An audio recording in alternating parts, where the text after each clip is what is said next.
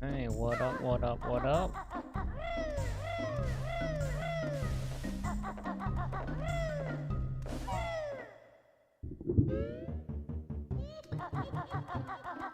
How's everybody doing?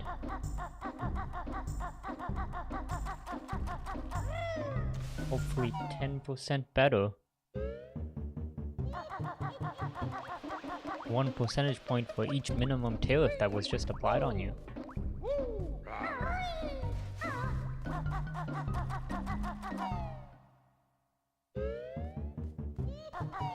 I keep forgetting to take the shortcuts.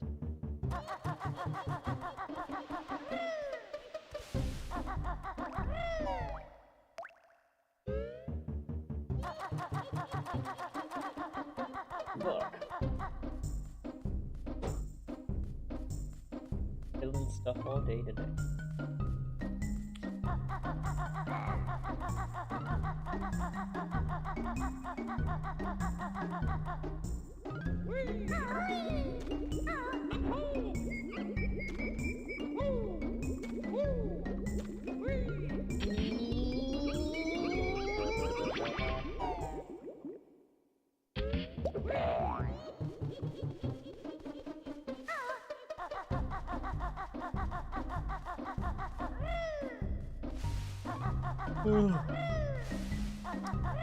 Yeah, it's been an interesting week so far. It's been an interesting week.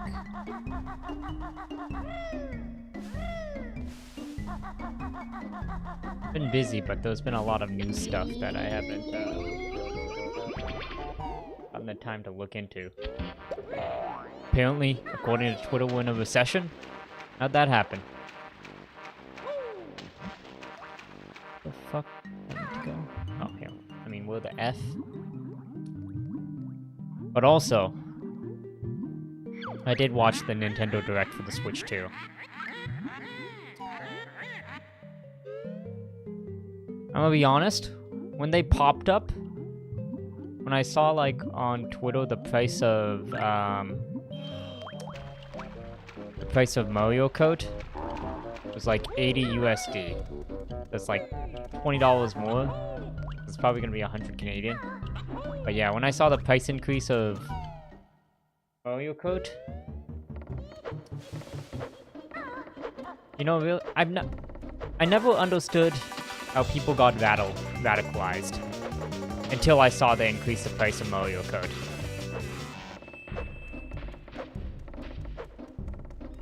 I mean, that almost radicalized me, to be honest.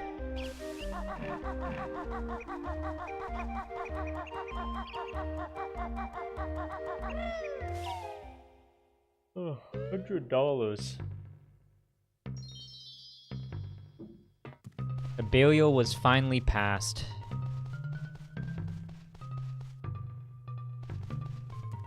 Okay, I need to feed the bird. I hope it still saves progress in place. Because all it takes is the bravery of one company. One company just needs to be brave enough to increase the price of games, and then everybody's gonna do it.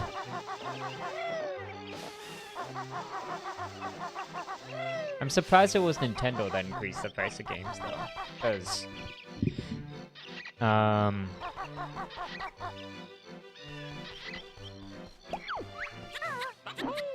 what's the word? I don't know, I don't think they're usually the ones that increase the price of games. It's usually like, you know, PS5, PS6 generation type stuff.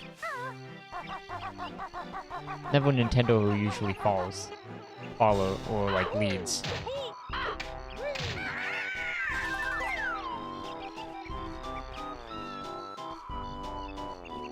Like people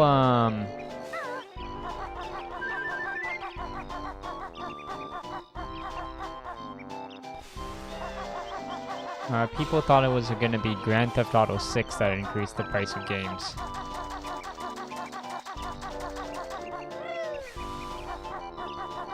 Because that was like the one game series that, like, despite what people say online, even if they increase the price of it, people would buy it. No, it was Nintendo.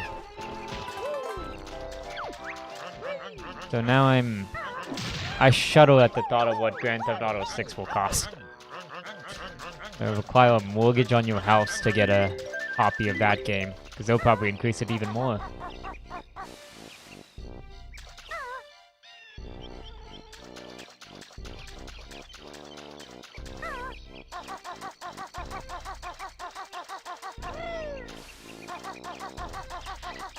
You know what the worst thing though of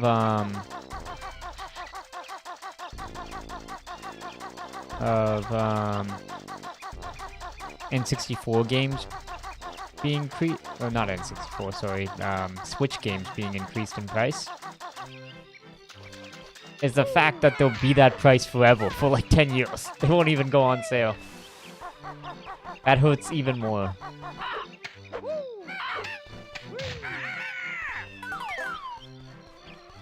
But the Switch announcement came at a good time though, because my Switch actually broke.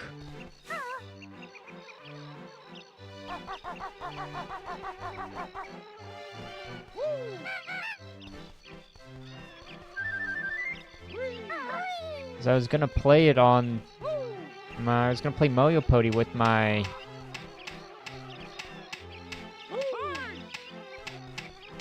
fam on the weekend.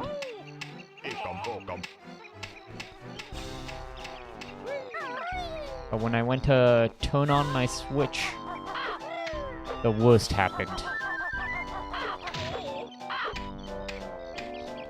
It didn't power on. I might open it and try and fix it, but likely that gives me a reason to buy a Switch 2, I guess. Even though it's a bit expensive. I'm just getting bodied.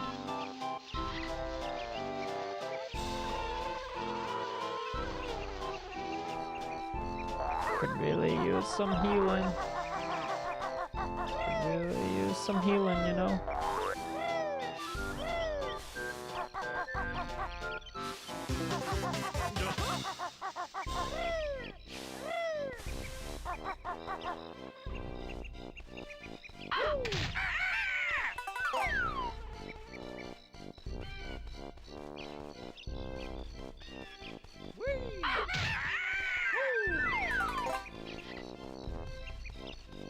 I wanted to get more caterpillars before I... God. What? I landed in the water.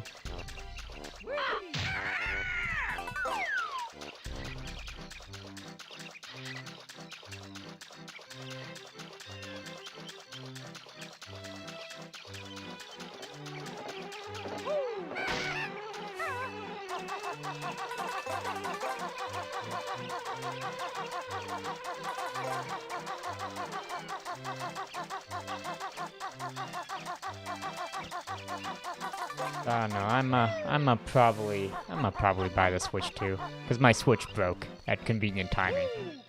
So I have justification for buying it. And just one of the best sound designs in games, man. Let me tell you. Kristen, did you see the Switch 2 stuff?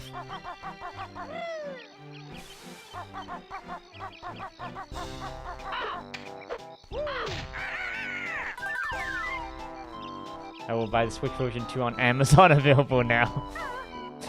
Oh no, Tristan, it's... The world sent me a sign I have to waste my money, because this weekend my Switch broke. It was literally this weekend. My Switch doesn't power on anymore.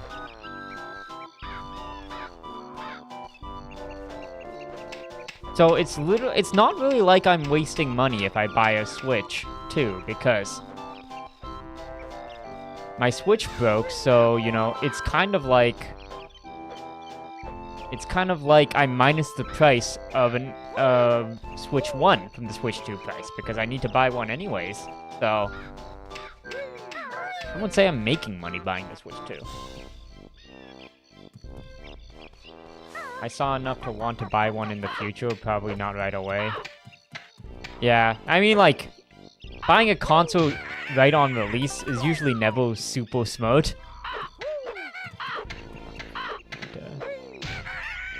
Because, like, you know, it's really when it's like a year or two in that it's got a decent library. Yeah, it costs as much as a Switch now as you're making. Yeah, exactly. Just get me.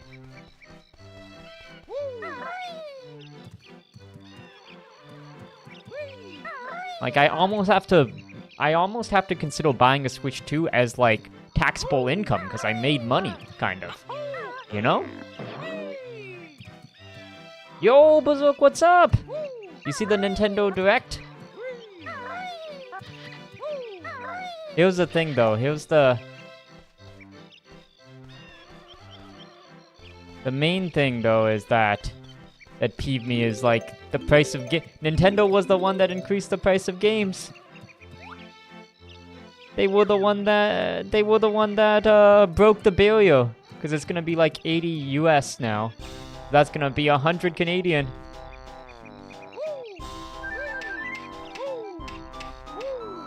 We're gonna be spending a full band on Switch games. That's our life now. So what do you think? I thought it was, like, pretty good, other than all the economic realities of the Switch now. Where tariffs is gonna cost $200 again. Oh yeah, dude. I was just saying this earlier in the stream. You know, after watching, you know, when they popped up the price of Switch 2 games on screen, and it was, like, gonna be $100 Canadian, I was like, you know what?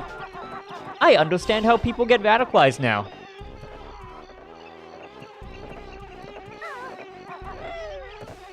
Because let me tell you, if it's $100 Canadian base, and then, like, Trump be tariffing it on the street, making it 150, 200, I'd be out there, moching, protesting. Gonna cost 200, it's almost 300, and then once you add the taxes, it's practically 400. Video games are an incredibly economical entertainment option. My more worry now is, because Nintendo doesn't usually lead the price increases of games, but now that they have, right, I shudder to think what, like, PS6 games are gonna cost, you know? Like, people thought Grand Theft Auto 6 was the one that was gonna be the one that, like, normalized price increases for games. But now that Nintendo did it first, like, buying Grand Theft Auto 6 is probably gonna, like, cost you, like, a mortgage.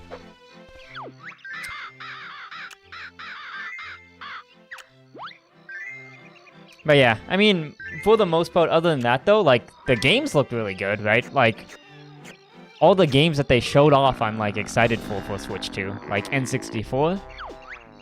Sorry, not N64. Mario Kart World and, like, the Donkey Kong game. They look really good.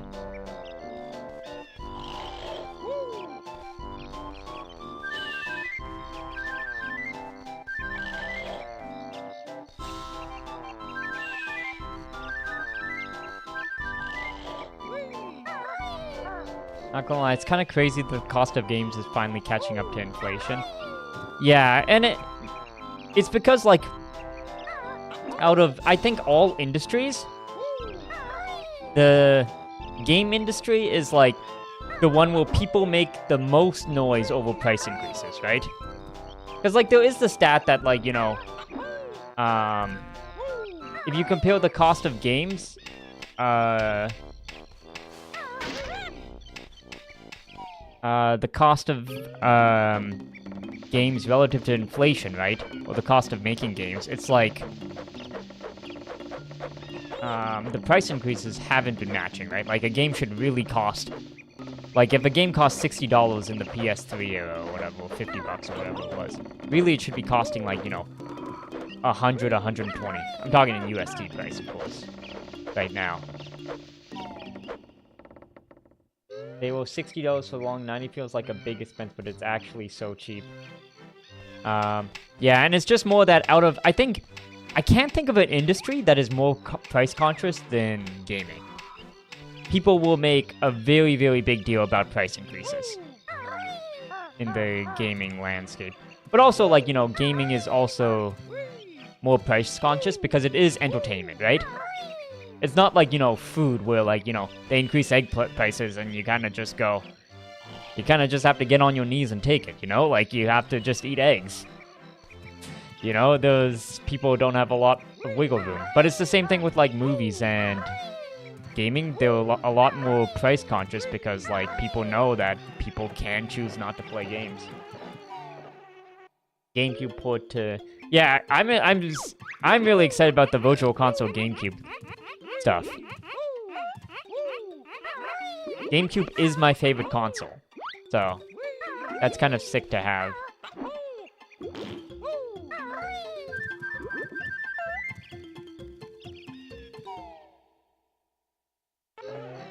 It sucks that it's Switch 2 only, though. They definitely could have done Nintendo Switch Online for GameCube, but they could have done it easy. And mostly targets demographic with very little disposable income, yeah. I mean, and it's the same way of, like, you know, movies got more expensive, right? And theater numbers are at an all-time low, right? Of course, there's a lot of factors to that, right? Like, those factors like, you know, streaming and things like that, but... Again, the entertainment area is, like, the one area where, like, people have the ability to say no, which is why inflation... it doesn't ride with inflation as much, right? It's the same thing with TVs, of, like, TVs are the one thing that got cheaper, right? Because people know that, like, if TVs were just super expensive, people wouldn't buy them.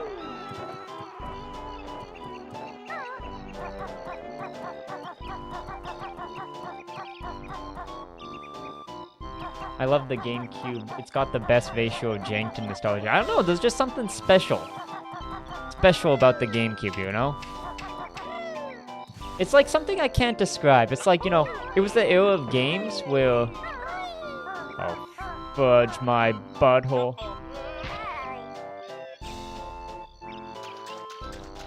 I think I did everything in one way. But it's the area...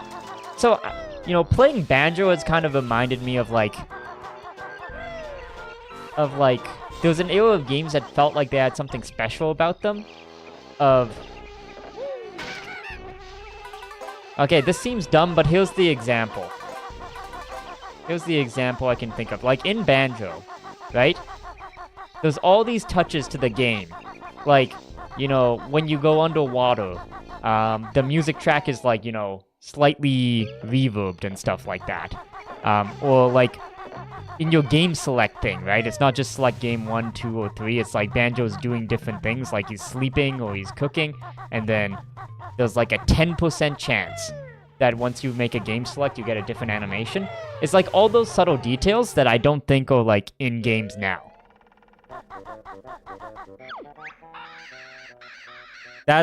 And like I think like the N64 and the GameCube era had those kind of things in games, and I don't think newer games have those type of touches.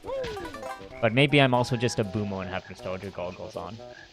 I don't spend $3,000 on a PC, but complain when the video games are 80 to 90 over a 5-year span. It's funny because, like, so there was a post on the Game Collecting Reddit today that was, like, just in case people forgot. And they posted that, like, a magazine from, like, the SNES era. And it was, the SNES games costing $90, like $80 or $90 US. Which was, like, you know, back 30 years ago, which is crazy, right? Which was, like, that's like a fortune in today's money. in a world of streaming, I feel like it's cheaper just to use your PC as an input rather than get a smart TV. Well, yeah, and I mean, like, that's also a factor of why, like, for TVs, right? TVs are the one thing, almost the one electronic that got cheaper at night over a time period. And it's because, like, people can and will find alternatives.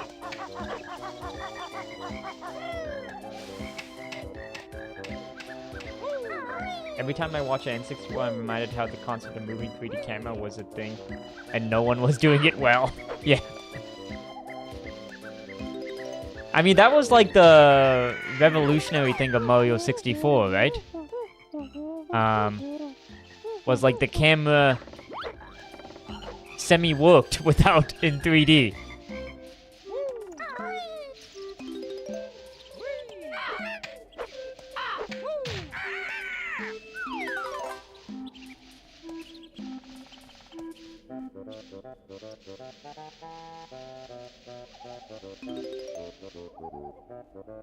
But yeah, as you play, like, retro games, there's lots of stuff that you take for granted now that are, like, kind of insane evolutions.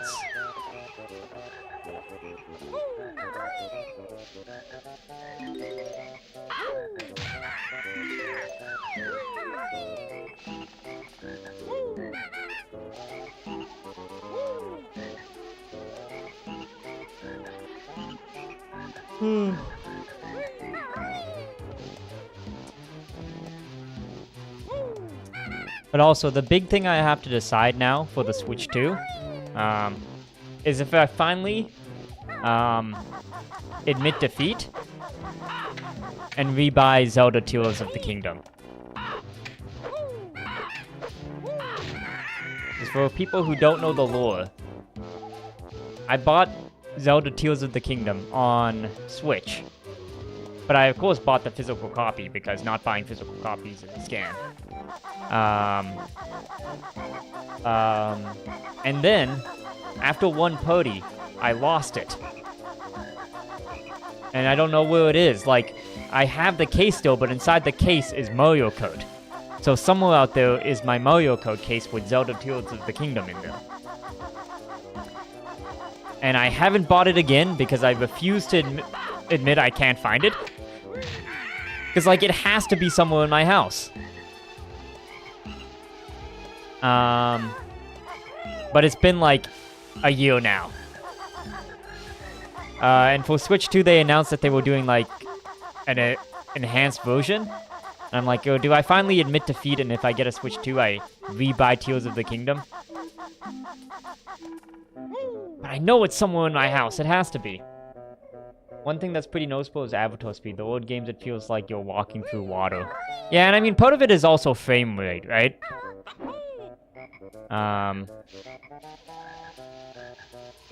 Because, like, I think it also just makes it feel more sluggish, right?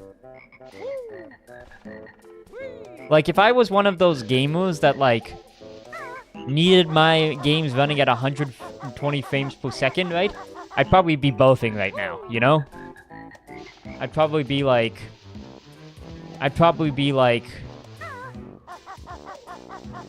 puking my brains out at the frame rate right here. Because frame rate does make a huge difference. It's the reason why, like Sony released the numbers.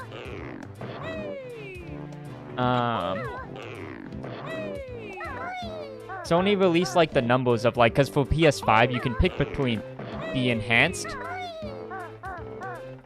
How? I landed that, but you can pick between the enhanced, which is, like, 60 frames per second, or, like, you know, the performance mode, which is 60 frames per second, and the enhanced, which is higher fidelity. And, like, it was, like, 70% of players picked the performance mode, because, like, the frame rate just makes it feel and look so much better than enhanced visuals. For my copy, I barely touched Tears of the Kingdom. Dude, Tristan, it's not about playing it. It's about the principle of I bought a game and not. How can I not make that jump? I don't know. I don't understand. But it's about the principle. If I bought it, it has to be in my house. I refuse to admit defeat and not find it. As opposed to, like, the alternatives of borrowing it from someone and... or buying it again. And also, it's like, just from a general level, I just want to own all the Nintendo Switch games, right? I can handle some frame rates. I can't handle some frame rates. Makes me nauseous. Is the game 20? It feels slower than 30. Yeah, I mean, I don't think this is 30. This doesn't feel 30 frames per second, if I'm being honest. And I think in particular, Banjo-Kazooie and Banjo-Tooie had frame rate issues because, like, they kind of pushed the console.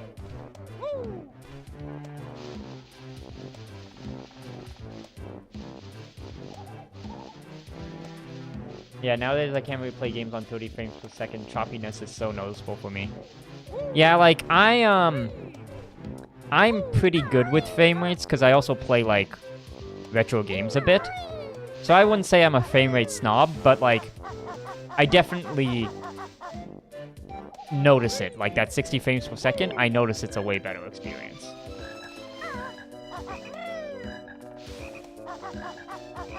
I feel like 24 is the lowest you can go with games. Less than that, you notice and feel slow in the mood. Yeah. Because I think, like, you know, 15 frames per second is just your pure lagging. Your pure, like... But, yeah, Banjo must be running at somewhere near 24 or something. Because I know one of the complaints, especially for Banjo-Tooie, is that, is the frame rate.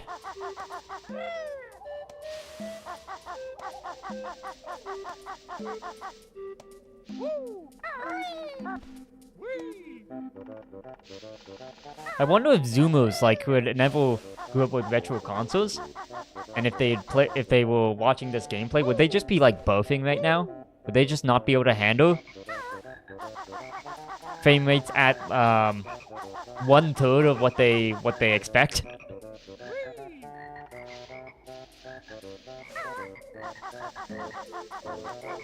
You literally have to times this by 3 to get the 60 frames per second.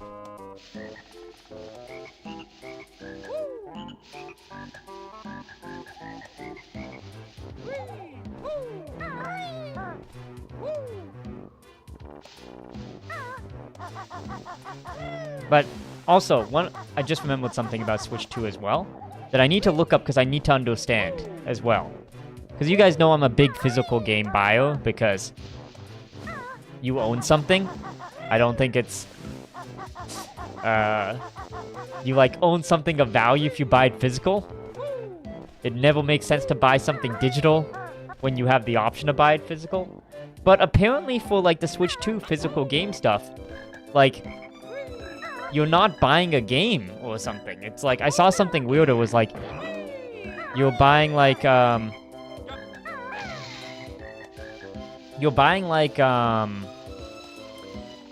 it's like you put it into the Switch and it gives you the ability to download the game.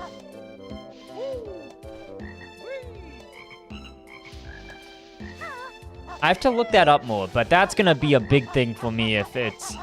So it's fine if it's like you put it in and you can download the game, but you can, like, you know, it's for any console, right? Like, so you take it out of another console and you put it in and you can download the game on another console, right?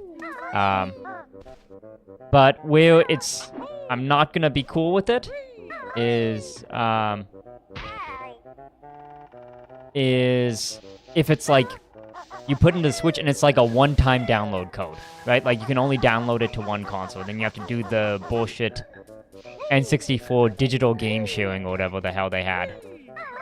That I won't be cool with, because that's literally just buying, like, a passcode for your game. Like a digital passcode, which is not the same as buying a physical game.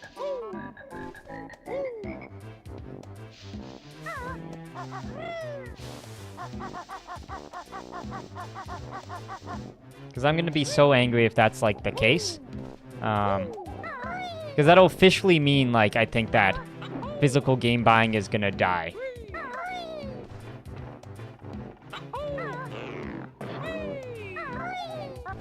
Because I had a... Oh, shit, I gotta lock in. I made this jump. I gotta lock in.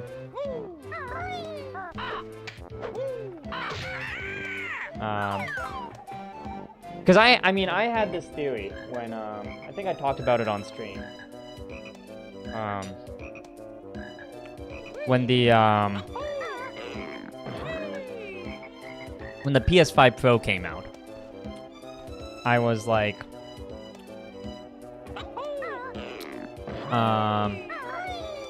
and it didn't have like make it, oh my god.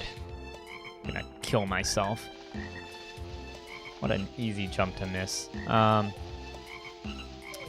But I had the theory, right? When the PS5 Pro out, I was like, this spells the end of, like, physical games, because they had the data to release a physical console, like a console targeted towards, like, the, higher-end gamer, like the extreme user gamer. And they decided not to have a disk drive in it, right? Which spells the end of... They had enough info that, like, not enough people care about physical gaming, even the power users. And, yeah, now, if this model is like, oh, you're just buying a digital download, it kind of spells the end of physical gaming, because everybody's going to start doing that, and then it's kind of like, hey, you're just buying a digital download code. You're not really buying a physical game anymore. I love physical games. I don't really appreciate it until after the console is done, though. Yeah, after the virtual shop store goes down. Didn't everybody hate the download-only PlayStation? I mean, on Twitter, everybody hated it, but that is very far from reality, right? Because the core of it is that, like, and there is the option to add the disk drive to the PlayStation,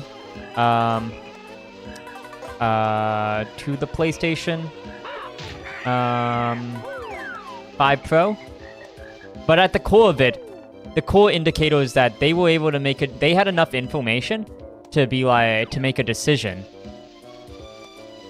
that, power users of this system do not care about the oh my god, I shouldn't take that hit. Don't care about, like, the, don't care about physical games. Because, like, people did get mad, but then, also, like, a lot of people were like, yeah, but I also really, only buy games digitally. Like, even a lot of people I talk to that I think are, like, power PlayStation users, are like, oh yeah, I just buy games digitally, because it's easier. So, both my anecdotal evidence as well as, like, the fact that they made that decision is...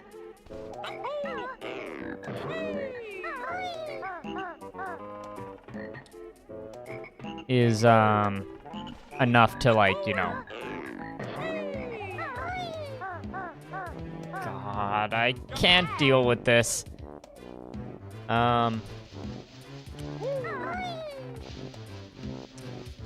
yeah, I mean, people were mad, but it's, like, same as Twitter mad of, like, people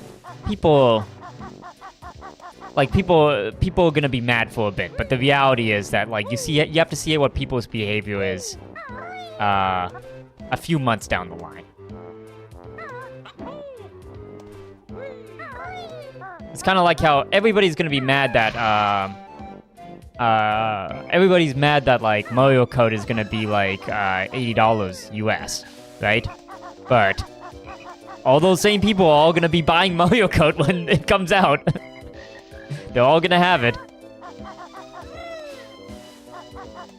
I love precision platforming. Yeah, God, I've just been on this one jump for,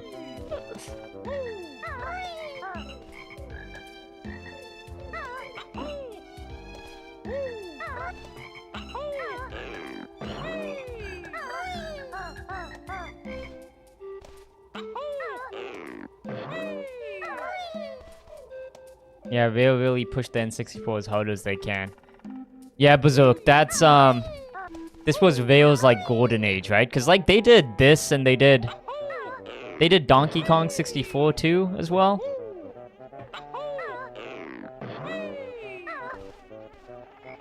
When Veil was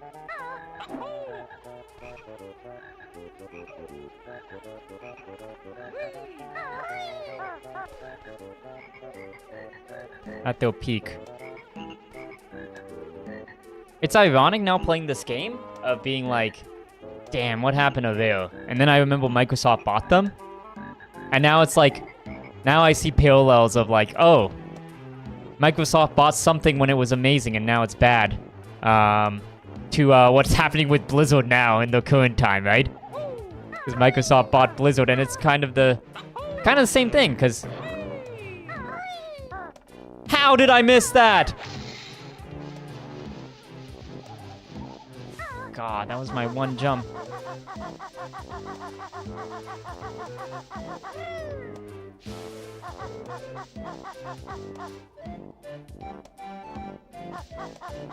TV, if I imagine the cost analysis for not including hardware that adds a crap load of bulk noise and power usage and breaks easily was easy to offset its digital sales. Think about digital with physical. I have not bought a physical copy of a PC game in over a decade. Yeah, well, I mean, like, the PC ecosystem is super different because of Steam, right? Steam kind of changed everything. But I mean, like, that is what, like, the game companies want you to buy digital 100%, right? Because they want the equivalent of Steam on their platforms, right? Nintendo wants you to buy from the eShop because they get that 30% Steam cut.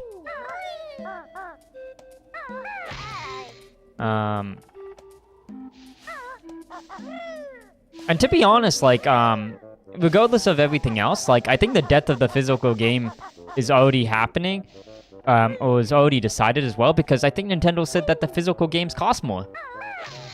Just like base price. They cost like $10 more or something. Like the physical game of Mario Kart Wood is gonna be like $90 US. Which is like 120 Canadian. I remember liking Conker a lot.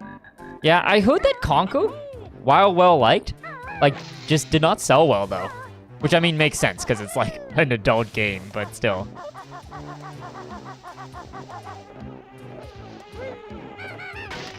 I guess it does make sense because there was never a sequel as well. Actually, I think there might have been a sequel on like Xbox or something.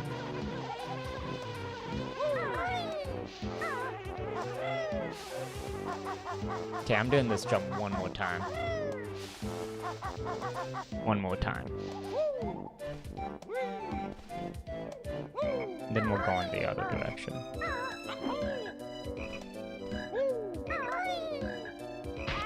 Okay. I'm over it. I'm over this.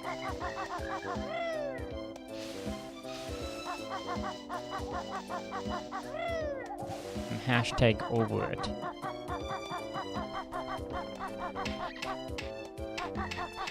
Yeah, Conker is one of those games that, as I go for my complete collection, I gotta go for eventually. You gotta be kidding my butthole with my butt.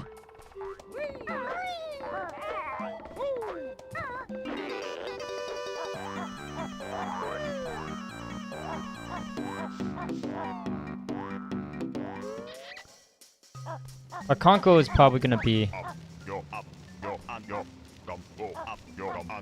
No magic. Does he only let you transform in the one weather? Need some goddamn health. That's what I need.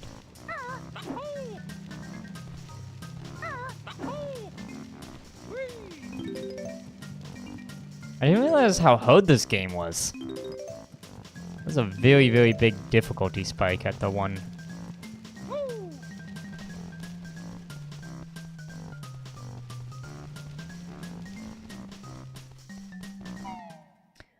Oh yeah, I mean, my next game, though, is definitely Majora's Mask. It's just so expensive to buy. It's like $100.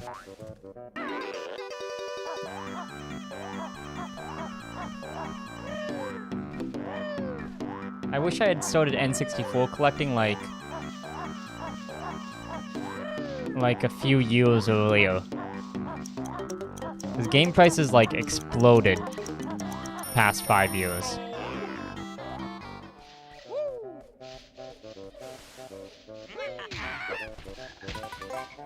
Okay, look for health. Look for health. Look for any health.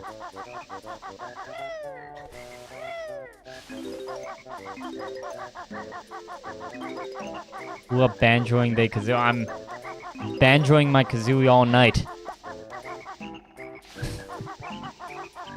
I don't know how dirty that sounds. I lied, I'm not.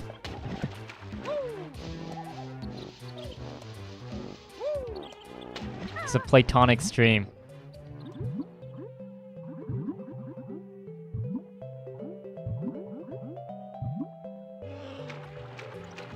Sav, what up? You see the Switch too?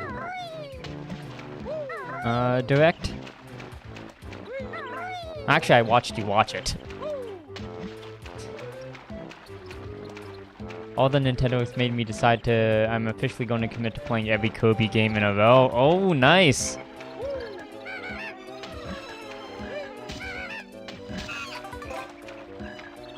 How many Kirby games are there? Those, like, the mainline ones anyway? Mainline. I'm trying to think. There was, like, a span of years where there wasn't really any mainline Kirby games, right? Because, like, GameCube, there was, like, Kirby Air Riders. I don't know if you count that as a mainline game or not, but I guess that's technically a spin-off.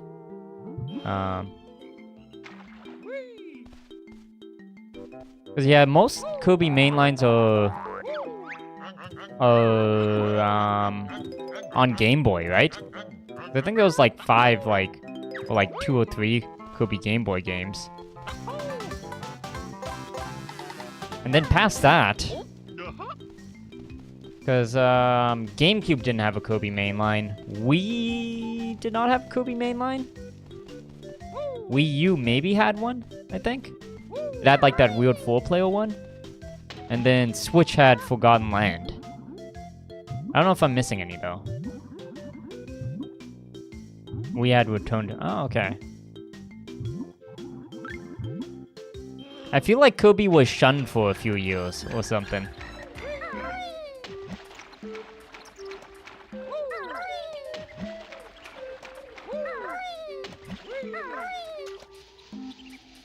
Doctor, I was busy smashing, yeah.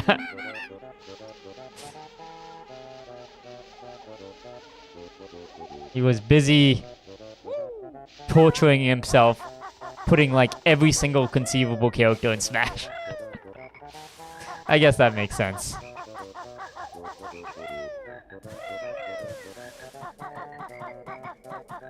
I gotta get Kirby 64 for my collection to play.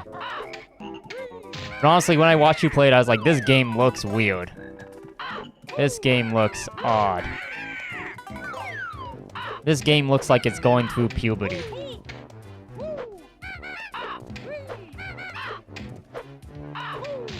Everything's just a bit off. Yeah, exactly. It's a puberty game. It looks like it's going through puberty.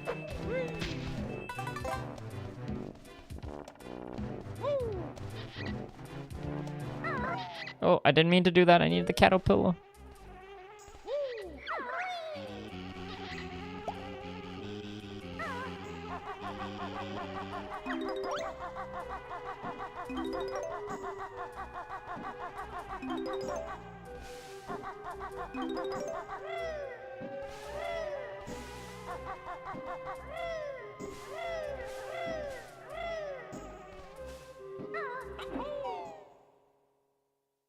I wonder if Kirby got more love over the recent years, though, because I feel like I see more Kirby stuff now, right? Because Kirby got Forgotten Land on Switch, and then also, like, even for the Switch 2 reveal, like, Kirby New Air Riders was, like, one of the big points. I did never play Kirby Air Riders, though.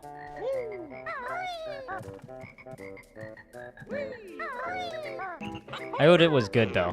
I'm just not a racing person guy. Oh, also Sav. Big sadness, though. Of my Switch broke. last weekend. I went to play Switch with my family, and it doesn't power on anymore. Yeah, and here's something even sadder, too. I bought Super Mario Jamboree, or Mario Party Jamboree. I literally bought it because, like, my sister and family were coming over, so I bought it so I could play it with them. And then I turned on my Switch to play it, and it didn't power on. It's ultimate sadness. But it's actually a good thing because, like, because Switch 2 was announced, right? Now, I have justification to buy a Switch 2. Because, like, you know, I had to buy a Switch anyways, right? So basically, I can minus the cost of a Switch from the Switch 2. So it's kind of like I'm, like, getting paid to buy a Switch 2. Christy Raji will be... will you be getting the Switch? Yeah, I mean, I have to now that my Switch is gone. Every time Sakurai makes a Smash game, he ages 50 years just to let this man make a Kirby game. Sakurai, like, fake retires. Like, every few years, like every Smash game.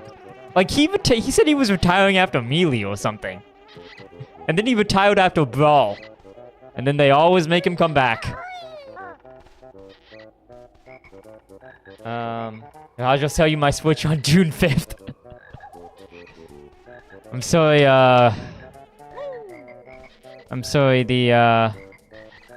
your Switch value will go down a lot on June 5th. I will buy it for a total of $10. USD, though. I'll buy it for 10 USD, which is like $1 million Canadian, so... Final offer. What's the most you spend retro hunting? Let me see. What's the most expensive retro hunting game that I have? Like... If you mean by, like, individual game, I think, like, maybe like $80. Because I got,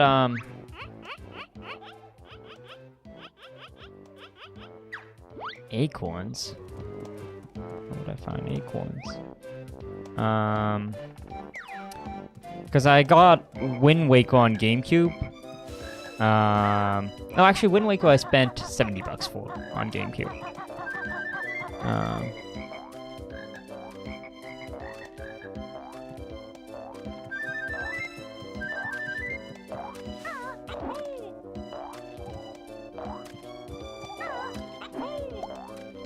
I think, no, Metroid Prime 2 was like $80, I think. That's probably the highest I spent is 80. Soon it's gonna be 100 though, because like, the next game I want to buy is Majora's Mask, and it's like, unless I find it for a deal, it's gonna be like $100.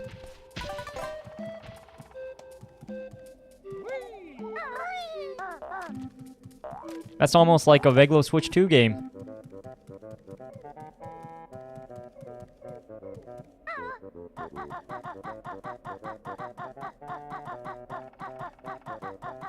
Five acorn.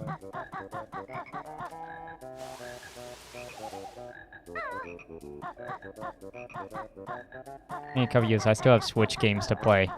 Yeah, I probably would not have bought a Switch 2 opening day if my Switch didn't break.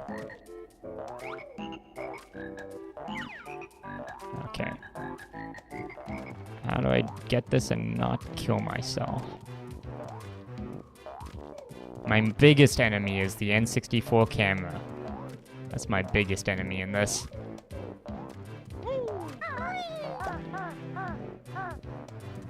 Easy, platforming god.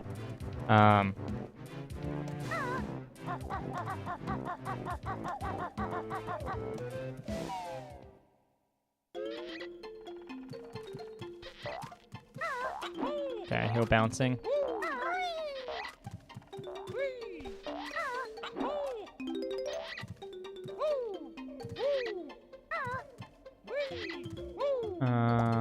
What do you think of doing trades with your games for store credit? Person I know on TikTok, rule not to spend $30. I mean, trades for game credit, you're always gonna get ripped off. If you're talking about like going to a game store, well, I guess in-store credit you usually get better offers, but I mean, if you go to, like, GameStop, right? Don't they have notoriously, like, bad rates?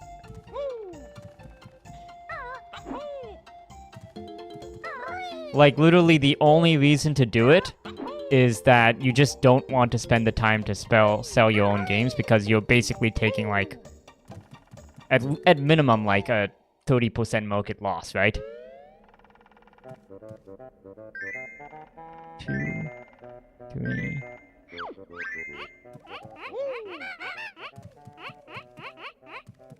I need... Okay, keep your eyes out for that sound of the acorns bouncing.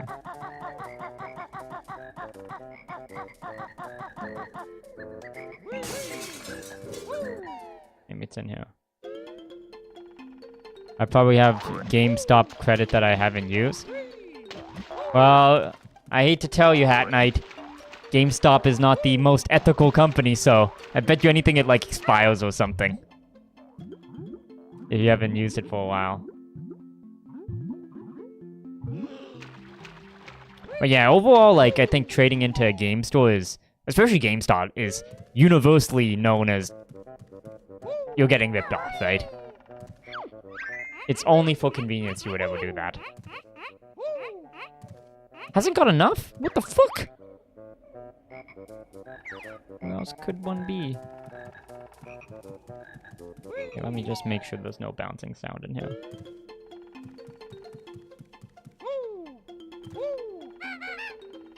No bouncing sound, okay.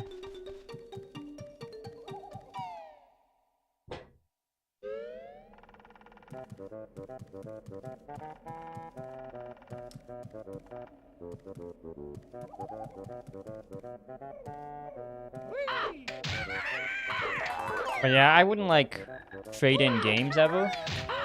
No. So glad I didn't die there. I wouldn't trade in games ever because, like, my goal is to collect, right? To have a game collection. But, honestly, if your goal is to, like, you know, to just have the games to play, right? Like, trading in isn't bad, but, like, you're more likely to do deals, like, at an individual level of, like, can I trade you X for a certain percent off of something, right? With, a more independent vendor or something. Well, flea markets are the other type of pops I would only do trade. Yeah, flea markets, that's the word I was looking for, of, like, you're more likely to get more for your money if you, like, try to do trading with, like, independent people.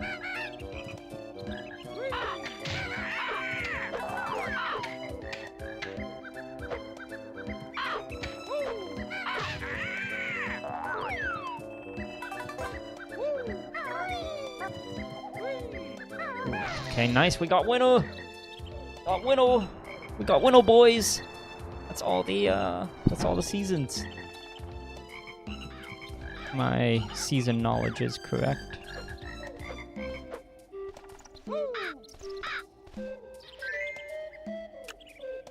How many things does this guy need? Yeah, the way to get deals, right, is like at flea markets, it's like you trade. Does he need more? This fatty needs more than just that. Probably needs 10. Oh my god, if I'm one caterpillar short, I'm gonna be so angry.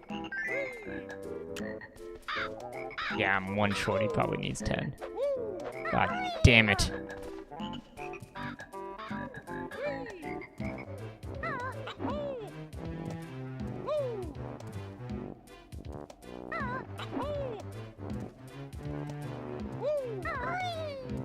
Okay, that's good. There was one up there.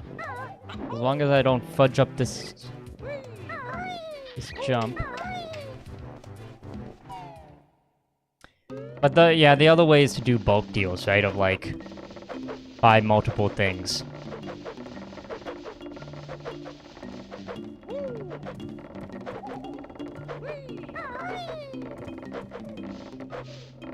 ever gonna be anything in here that...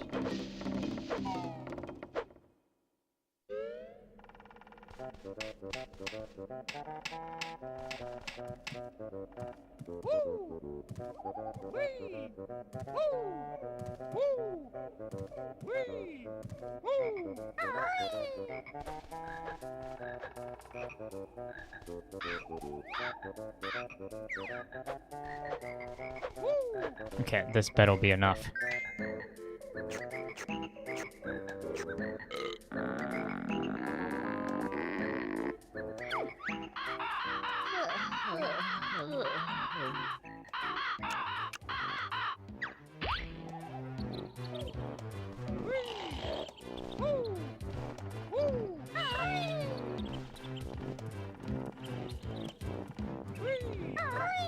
I really wish there was more game markets or pop-ups in town.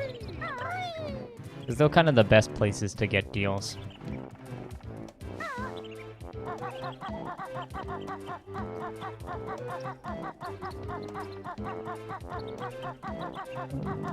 Okay, what do I want to do?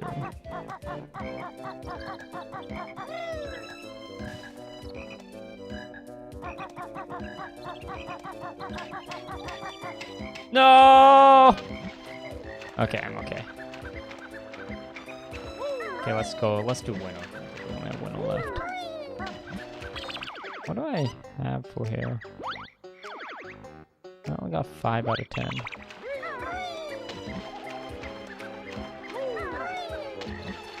I think I'm just gonna go until I die, if I die.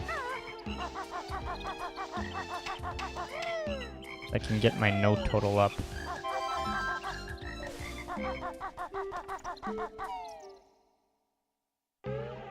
Yeah, flea markets. Yeah, you have to live, like, there are, like, flea markets and stuff. Like, I went to, like, this game market pop-up a few weeks ago, and that's where I got Starhawk 64.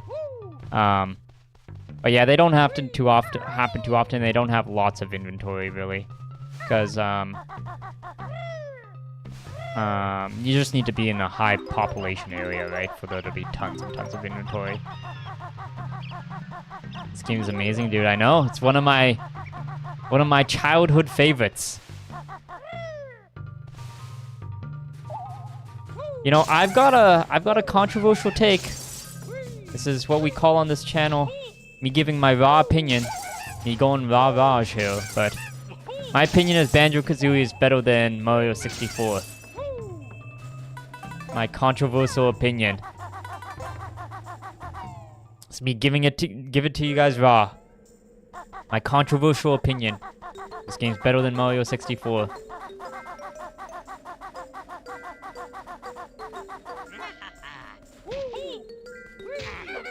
Well, I know. I thought you were gonna say something over. No, I'm just... The Raj opinion is me giving it to you straight. Giving it to you unfiltered.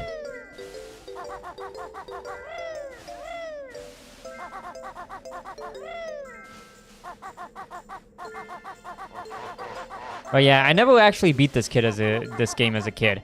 And now, even as an adult, because like I never made it this far in the game, I'm like, this game is actually pretty hard.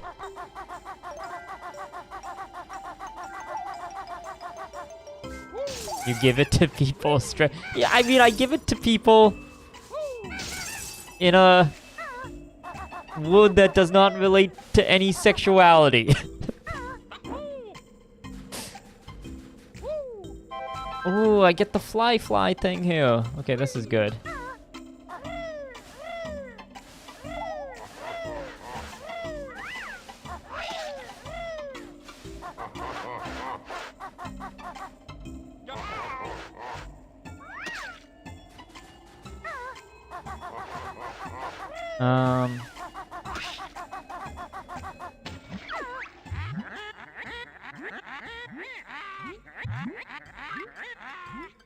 It's double the air.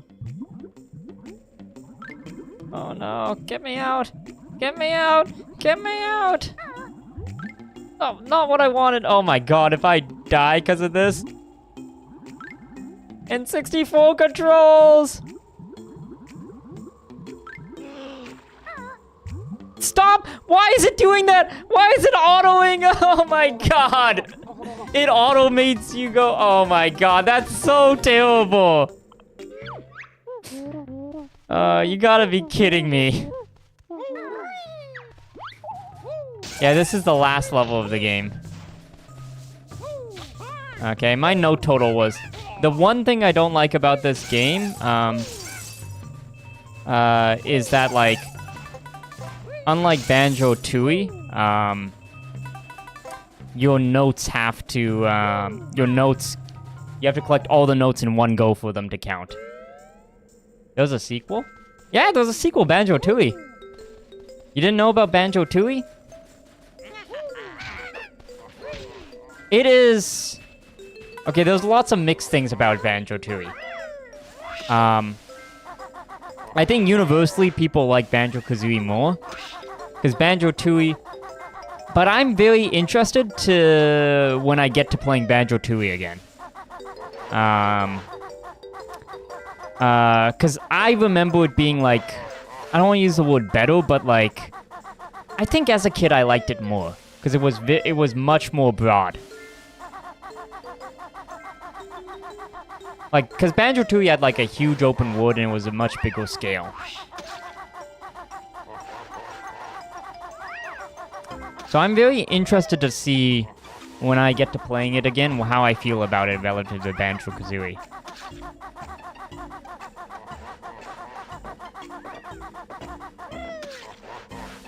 Have you ever played Nuts and Bolts? It is more likely I... commit seppuku on stream than I play Nuts and Bolts Berserk. I would never touch that game.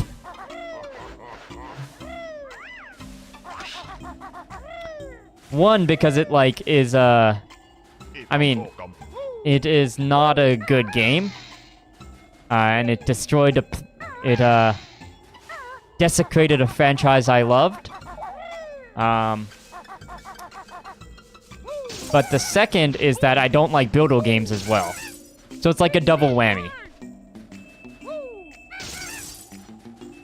Of it destroyed something I loved. Will you ever play Diddy Kong Racing? Yep, it's an N64 game. So, if you look top right, I'm going for a complete N64 collection. Like, collecting, like, the actual physical games. So I'm gonna play every N64 game. On stream. Eventually. Maybe. We'll see.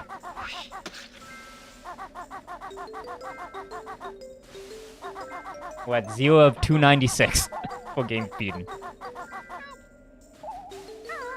Oh, fuck, those Jinjos in this level? I found no Jinjos? What the hell? There's Jinjos in this level? Have I just not seen any Jinjos? They must only be in the window boat.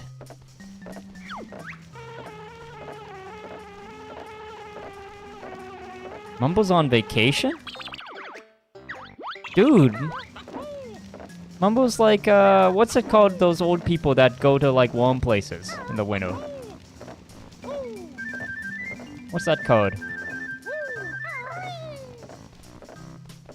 Snow Fairy?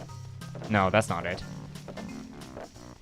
Going to Google the 388 and 64 games. I'm talking, Snowbird, yeah. Mumbo's a snowbird.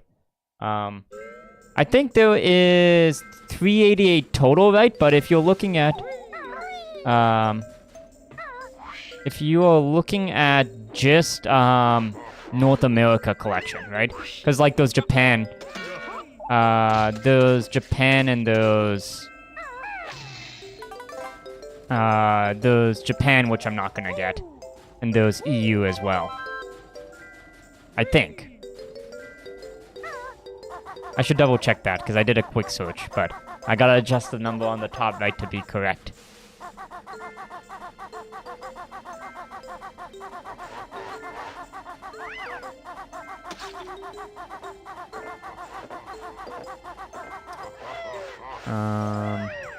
Because, yeah, I'm not gonna go for the Japan collection of games, because I'm just not... I mean, I want to play... I'm more interested in playing the games as well as collecting them, right? Because I don't want to just collect the games. Because, I mean, like, game collecting is expensive. So I also want to have, like, some gateway of I also have to play the games if I want to collect them, you know? Because, like, a common thing I hear from, like, collectors and stuff is, like, they kind of stop playing the games as much because, like, they start to, like, enjoy the collection more. Which is fine, it's just, you know, I want to actually play the games as well. Or have that as a little bit of, like, a gateway to prevent me from swiping the code too much, you know?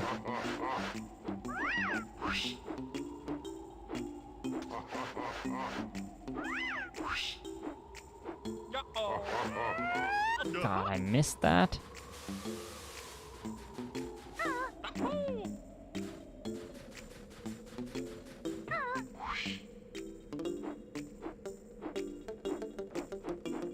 But after I beat a game, I'll do a review on it. I'll do a quick Raj review on it.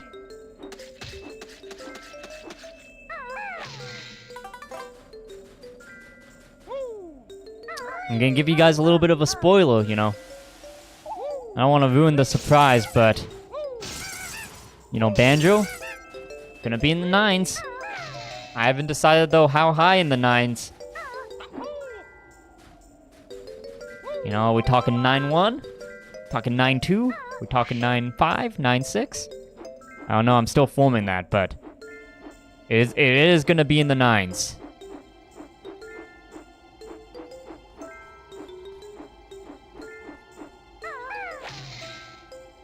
What the hell just happened? Where am I?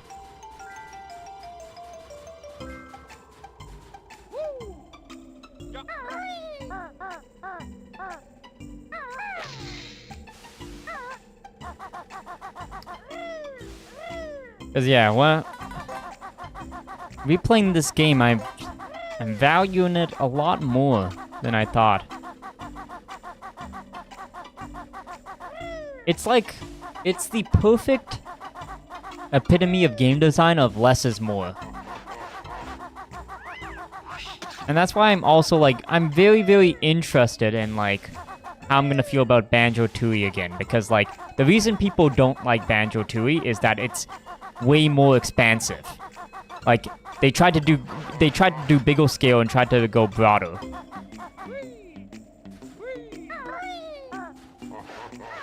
Oh no, not what I wanted.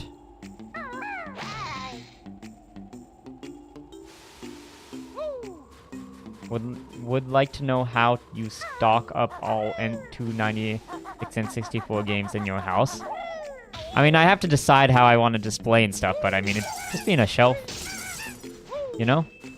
N64 is like one of the smallest collections, like total collections, out of any system.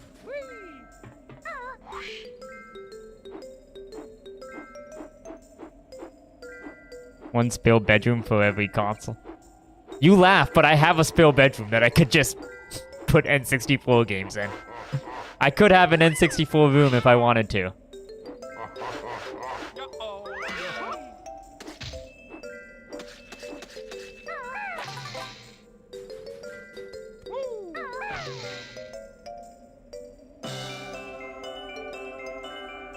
How the hell do I get up there?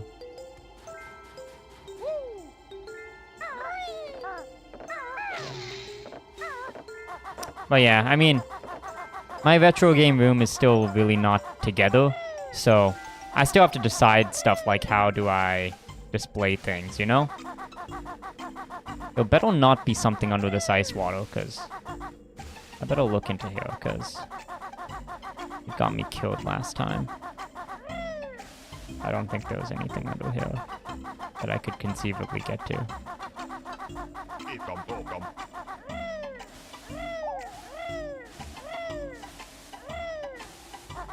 That was extra light, but...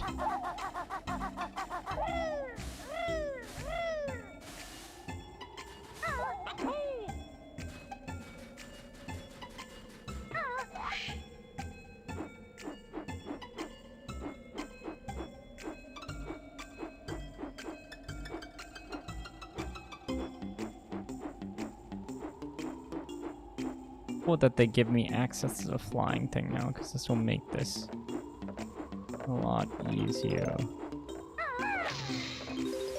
No! No! No! No! No! Okay. No!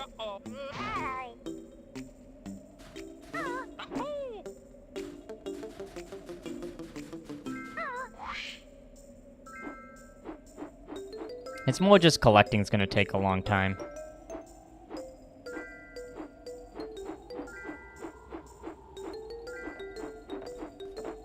Dude, am I almost out of feathers? Okay, I should try fly to as many areas as I can. Maybe it's because I was beak bombing a lot.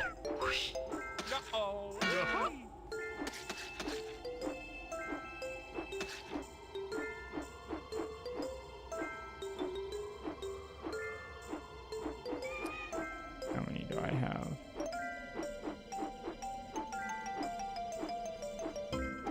Is there anything special in an area I can only fly to? Okay, the hawk thing's gonna be a jiggy for sure. Let's go get that.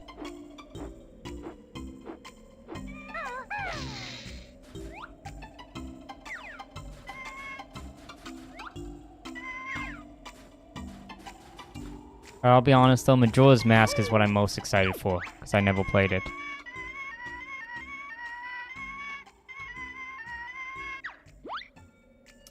It's just gonna be so hard to find a copy of it. Or more specifically, find a copy for an okay price.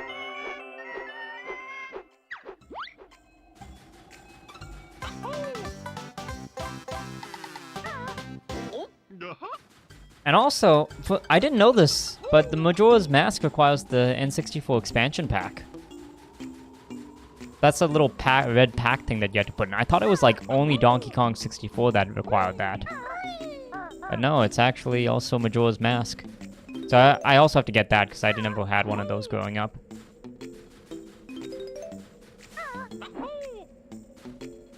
I think it gave like a whole 25 megabytes of RAM extra or something, you know? Some crazy numbers. It's how you knew you were rich as a kid. If you had that extra 25 megabytes of RAM, oh my god.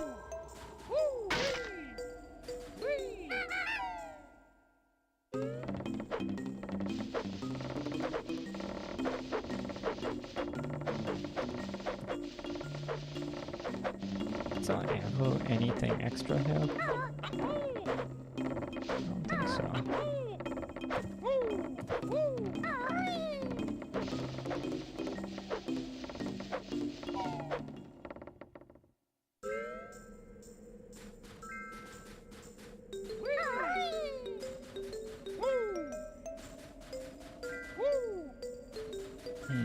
Okay.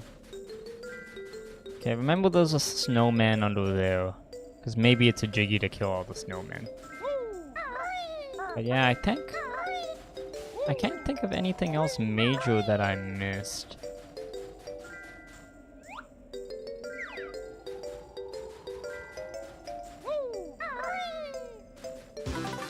Yeah, it might be a jiggy to kill the snowmen, so I'm gonna go try and kill that one. I don't have a lot of feathers though. One more. I'm gonna see if I see any more as well.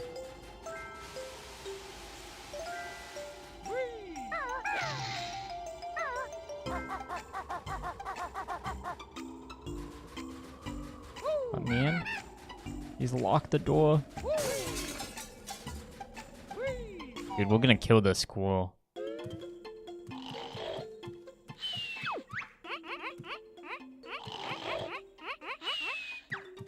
Oh, he's got a wife? Where was she the entire time? I found a prompt that breaks AI today. There are many prompts that break AI. But, what was it?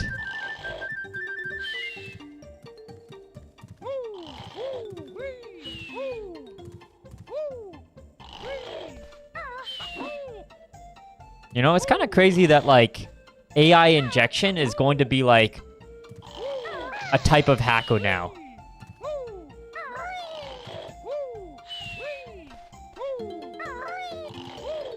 You know, that's gonna be an entire black hat field. Let's play 2 truths and a lie. I'll give you a topic and difficulty. You give me 3 statements. Breaks in the this thing is really dumb. Well, what does it return? Oh yeah, web security is gonna be bad. Yeah.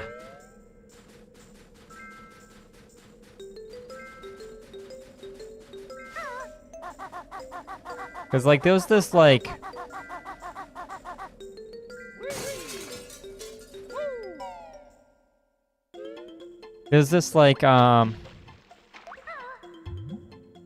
AI agent framework that I was like using for some stuff, right? And messing around with. And like in the recommendations for security, like the example of how you like prompted and stuff to make an agent is like, you have to include things like, hey, never give away any personal information and stuff.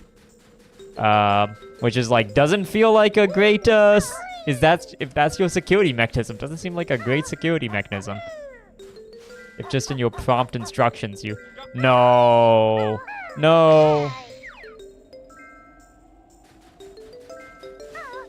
It like gives 2 partial truths and a truth and 2 lies and a partial truth. Oh, good, I need. It's extremely bad at telling lies, but also gaslits itself. Yeah, like, I mean, where AI, like, I've noticed that, like, AI has been really good is, like, if you're trying to summarize something, or if you're trying to learn something, right? There's been a few of the cases where, like, you know, if you provided content and just tell it to summarize it, it does pretty good, right? Or if you provided content and you go, like, quiz me on this.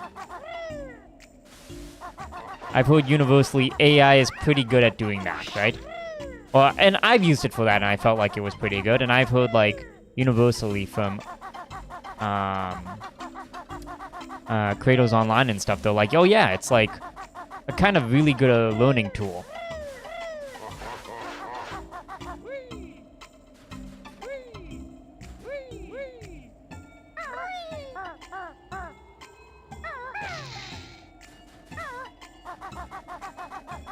I find it's hit or miss on learning. Depends how you... Yeah, it's not good for learning in sense if you're like, just tell me stuff, because it can make things up. But if you give it like a source of information, and then you go, hey, quiz me on this, right? It's pretty good in that regard, right? It's all about like... And it's really more about like, hey, did you ask it to...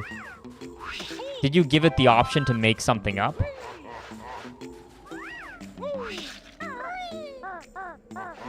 My butt, I thought I could make that. Okay, let's kill all the snowmen before I forget. Okay, I only have 10 feathers, so I need to...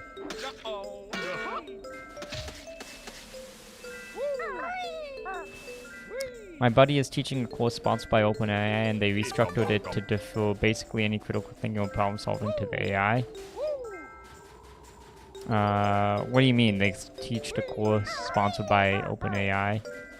I found it's really bad when I had to deal with, but my work deals a ton with misinformation, and AI fails for that too. Yeah, so I read like an interesting thing of like, AI is really good for helping people learn stuff. Because, like, it kind of provides... what's the word? Personalized, like, tutoring. Oh my god, I'm not gonna have enough to... Okay, the snowman's there. I gotta hit it in one shot. Gotta hit it in one shot. Gotta hit it in one shot. Here we go.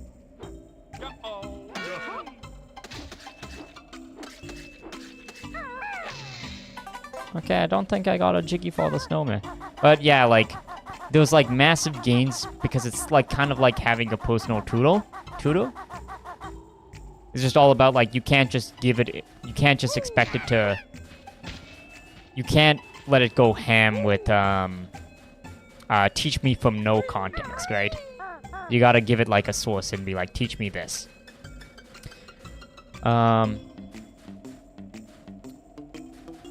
I found it's really bad with anything I have to do, but my work deals with a ton of miscellaneous. So in my friend's course, the question is like, look at 2 rows of data. Which one of these has a bigger number? Hint, you can ask AI to help. Oh, okay. Weird. What's the purpose of that?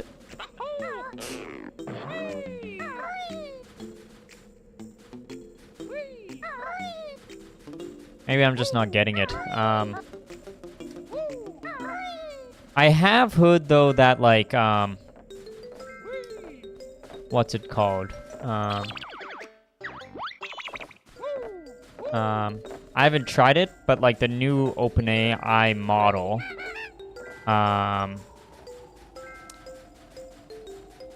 like, the 4.5 that came out, like, last week, it's, like, I know people are talking about the image gen stuff, but, like, the actual model is, like, worse at, like, math and statistical stuff, right? And better at, like, objective conversation. Oh, sorry, not objective conversation. Non-objective conversation, like, feeling like a human with answers. And creative stuff. Look at your data and you can understand the results of what you did, but they ask you to defer to AI. Okay, so it's kind of like AI doing helping you look at data.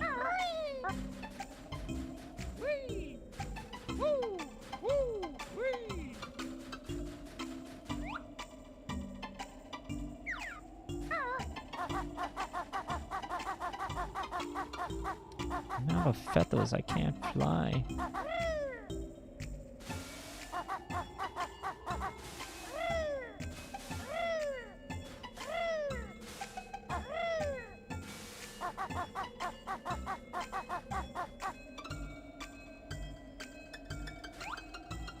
TBH, it's decent for STEM as long as you don't ask it to do calculation, but it's, like, really bad. Like, research or anything niche. Yeah, and, like, that's the thing of, like, it's, like, honestly, there's just a direct... Oh, my butthole in my butthole. There's a direct correlation to how good it is at something, and how much information is freely available on that thing on the internet. Right? Because I was doing something of asking it for, like, some details on something AWS related. And it was way more helpful with something AWS because it was, like, that's something that's very, very broad.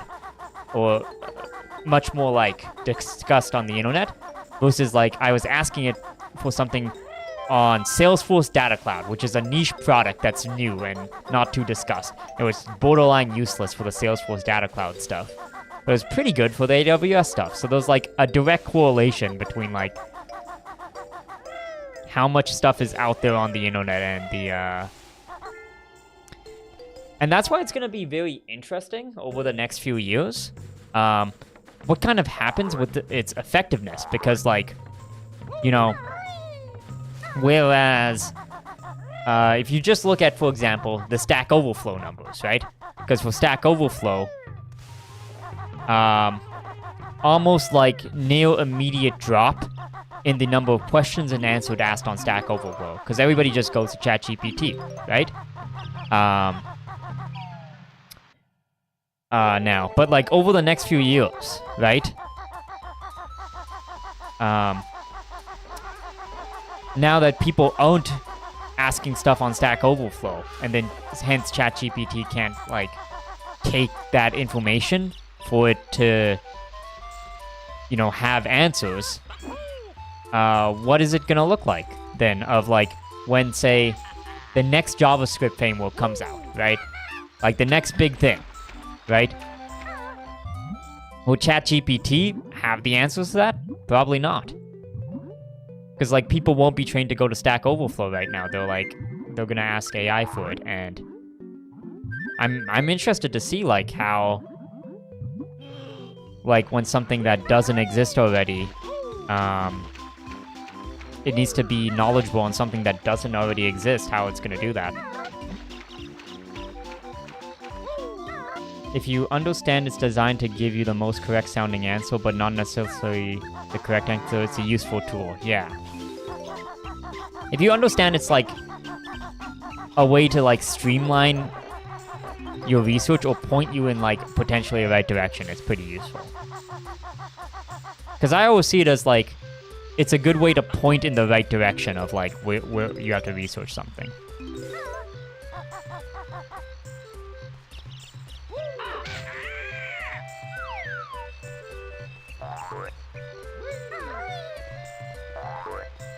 Yeah, I can't think of...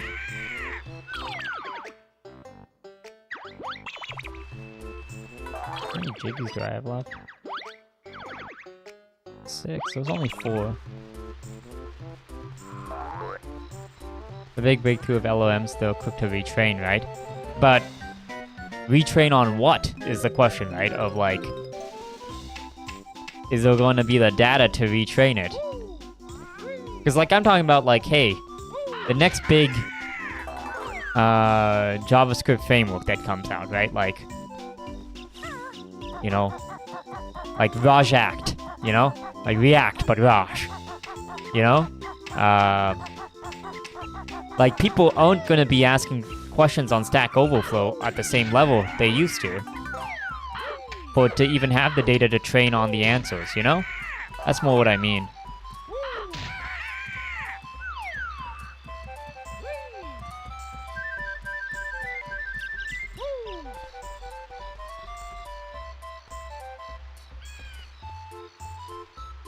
I do not think there is... I don't have any clues of any... where I could get 4 other jiggies.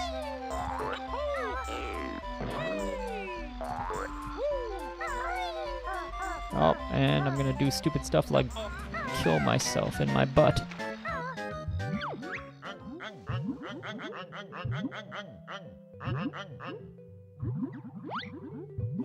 I think...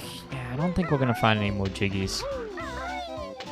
But also, I'm pretty sure I have more than enough for the final... you know, the final, thingy-mabobble. Final boss.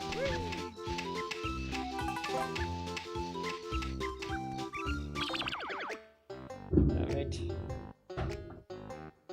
Yeah, boo. I'd call it a night then.